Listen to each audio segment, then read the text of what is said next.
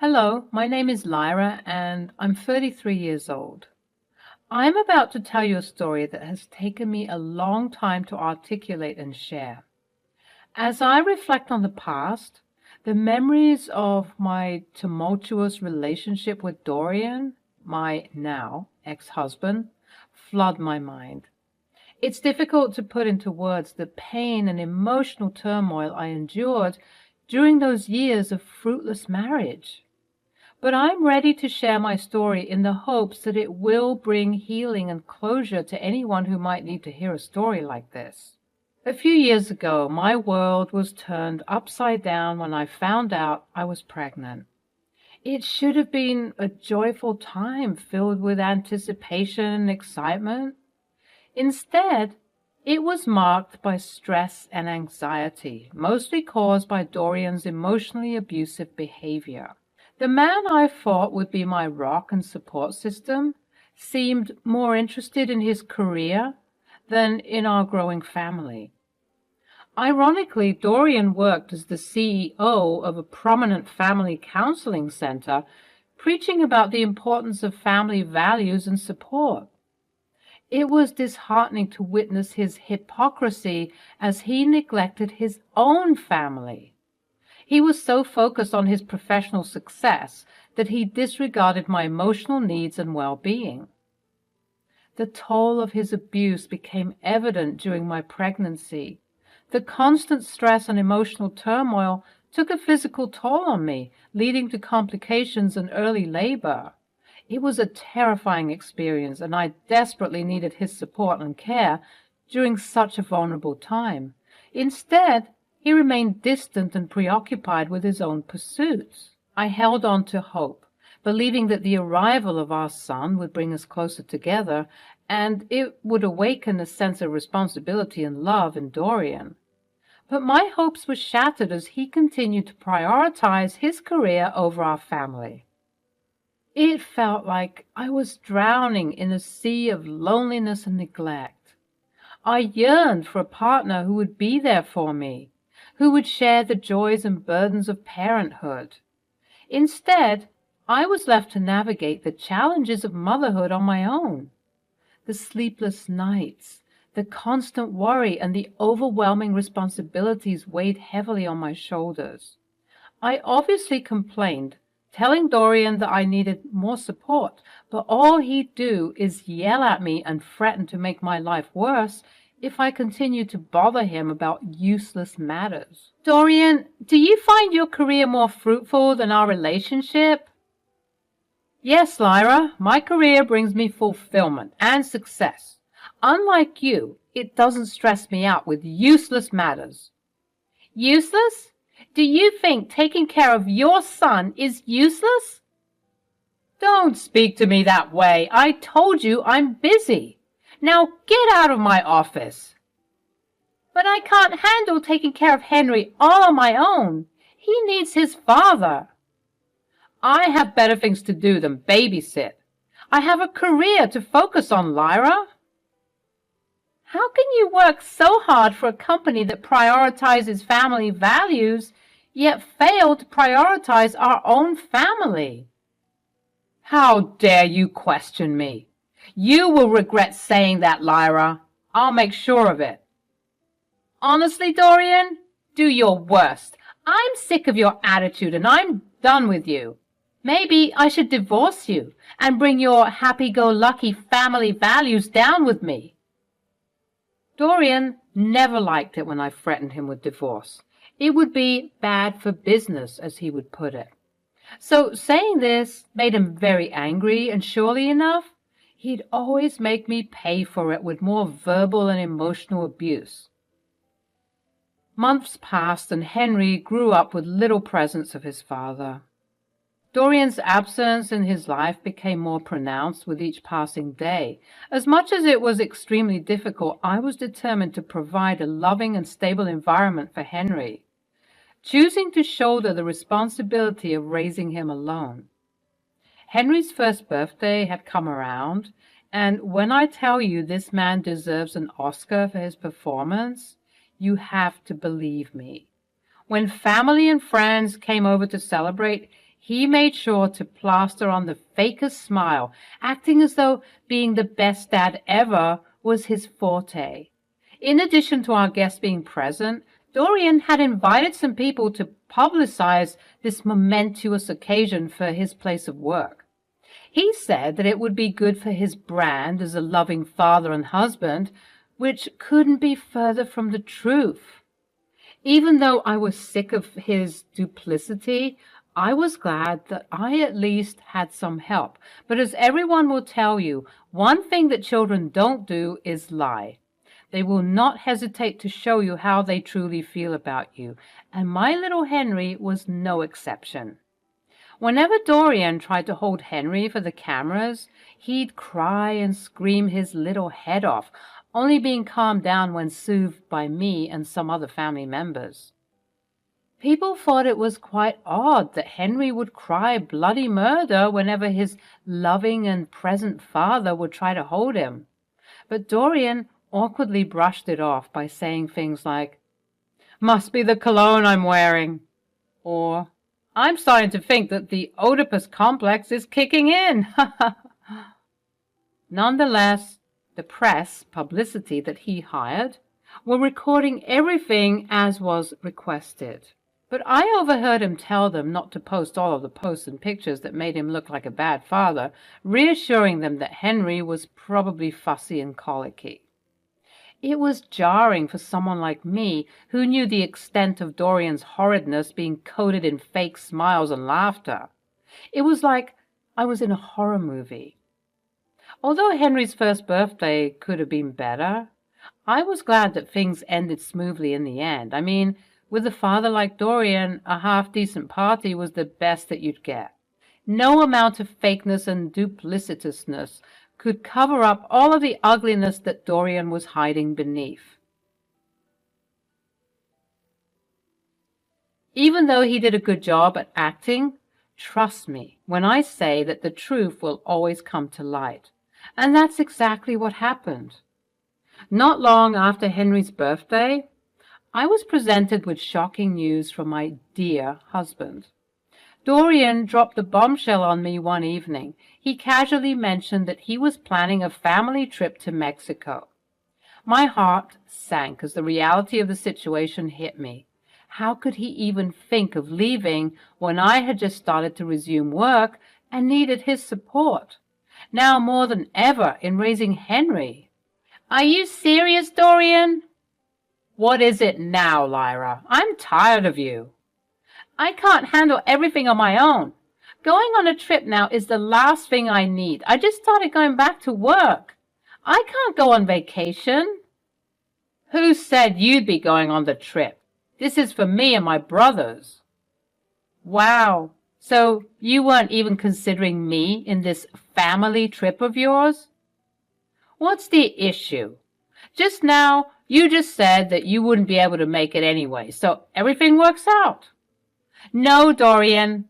Regardless of whether you're going on vacation or not, I still need help with Henry. You can't go on that trip." Dorian's cold gaze met mine. "I'm going on this trip, whether you like it or not. Stop pestering me." His dismissive words pierced through me like daggers. The man I once loved seemed unrecognizable, consumed by his own selfish desires. I couldn't fathom how he could prioritize a vacation over a family's well-being. "Why did we even have a baby together if you were going to act like this?" I was sobbing at that point, unable to fathom this behavior. "We made a commitment, Dorian. We agreed to bring a child into this world." Dorian's voice turned icy as he sneered. "I only had the baby to keep up appearances. If I'd known that you'd be this pissy about it, I wouldn't have had a kid. It's a burden I regret every day." His words hit me like a punch to the gut. The man standing before me was no longer the person I fell in love with. I married a monster, someone who cared more about his own image than the happiness and stability of our family. unable to bear the weight of my shattered dreams and broken heart. I sobbed uncontrollably. The realization that I had married someone so callous and cruel overwhelmed me. How had I been so blind? Dorian's final words cut through the silence, fueling the fire of my despair. When I come back, I expect to find a wife who is docile and obedient. No more of this nonsense. I didn't know it then, but that night a newfound strength rose within me. Despite the pain and heartache, I knew I had to protect myself and Henry from this toxic individual. I made a silent vow to rise above his expectations and reclaim my independence. As Dorian embarked on his trip to Mexico, I naively hoped that his absence would bring some relief from his constant abuse. Little did I know that the torment would continue, albeit in a different form. It started with a notification on my phone several hours after he left. Unusual transactions and exorbitant amounts began appearing on my credit card statement. Panic surged through me as I realized that Dorian was using my card to fund their lavish vacation. How could he stoop so low? I immediately dialed Dorian's number, my voice trembling with anger and disbelief. "What the hell is going on, Dorian? Why are you charging everything on my credit card?" His response dripped with malicious satisfaction. "Consider it punishment for all the lip you've been giving me lately. You'll literally pay for your defiance." Fury coursed through my veins. How dare he exploit my finances as a means of control? "Go to hell, Dorian." In his rage, Dorian retaliated. "Oh, you want to act tough now? Let me tell you something, darling. The only reason why you're acting like this is because I'm not there to teach you a lesson. I'll spend so much money that I'll max out your credit card. You'll regret ever crossing me."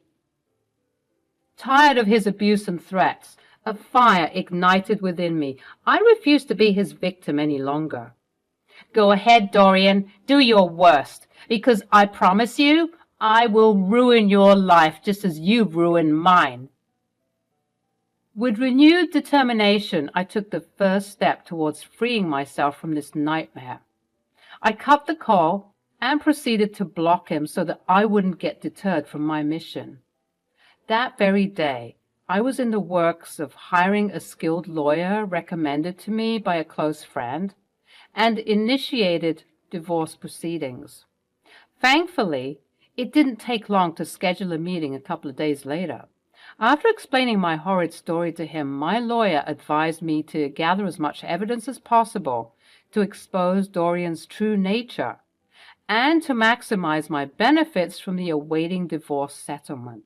I meticulously combed through the security camera footage in our home, capturing instances of his aggression and cruelty. I also gathered text messages and voicemails that showcased his abusive behavior, leaving a trail of evidence that would shatter his carefully constructed facade.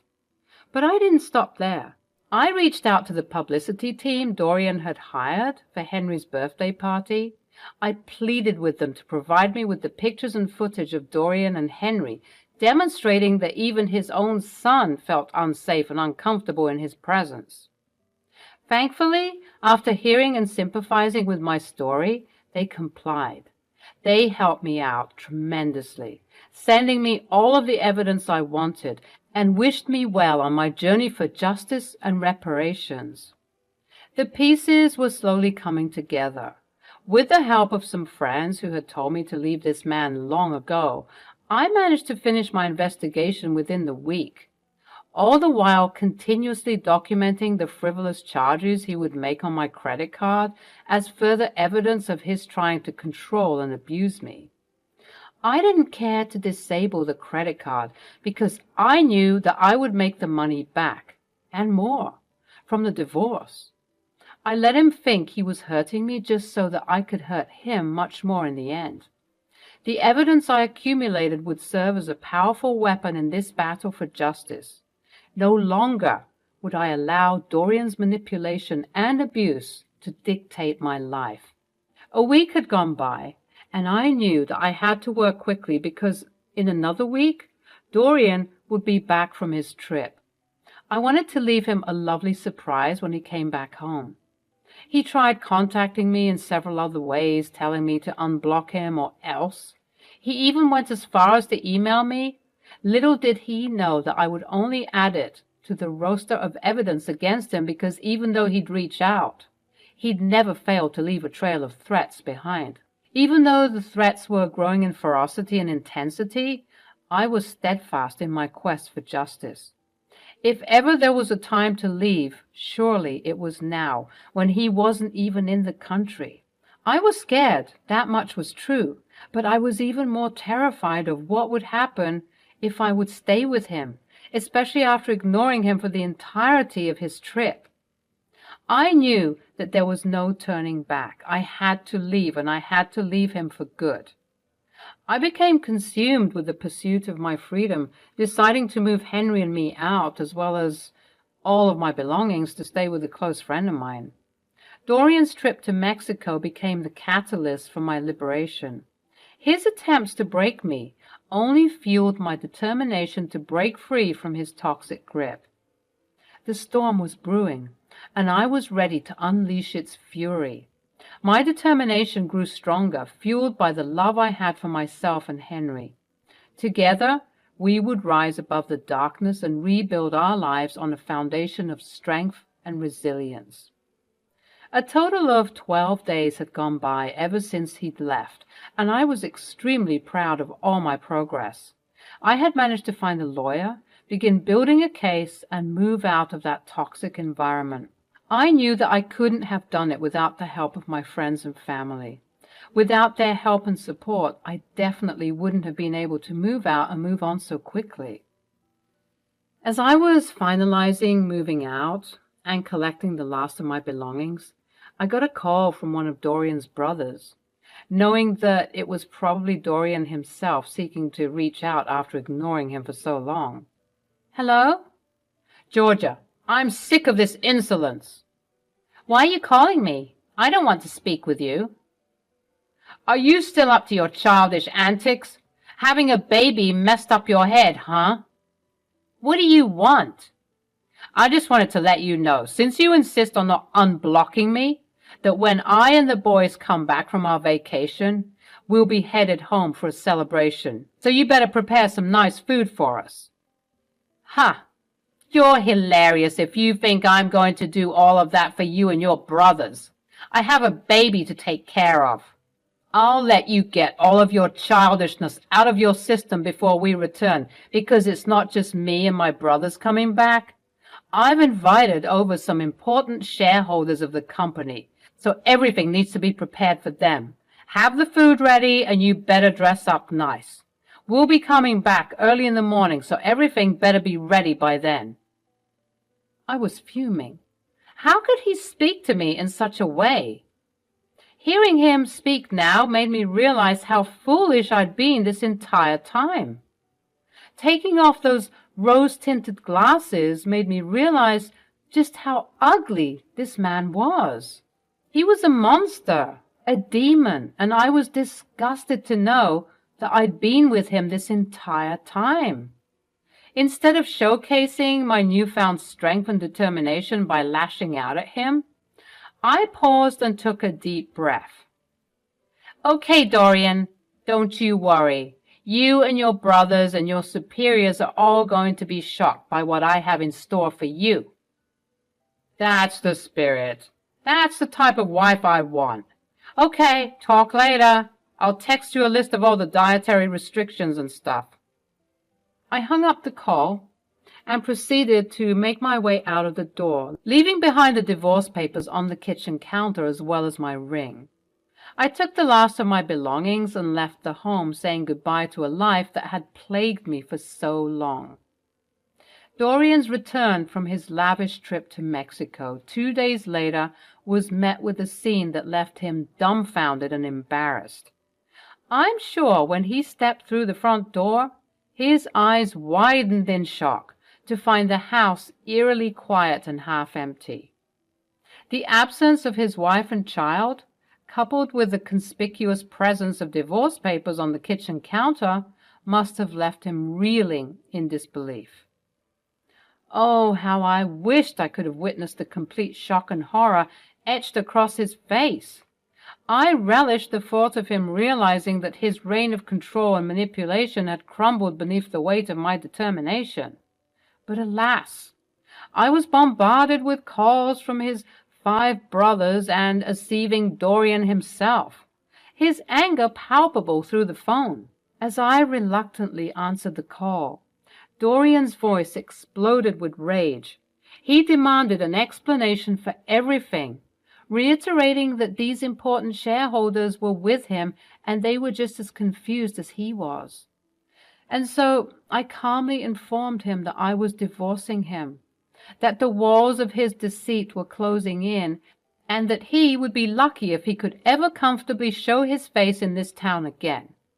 Confusion and desperation laced his voice as he demanded clarification. I challenged him to check the news, and surely enough, as was planned, the local tabloids splashed his scandalous downfall across their front pages. The man who touted family values, the leader of a company built on ideals of love and support, stood exposed as a hypocrite, his true nature laid bare for all to see.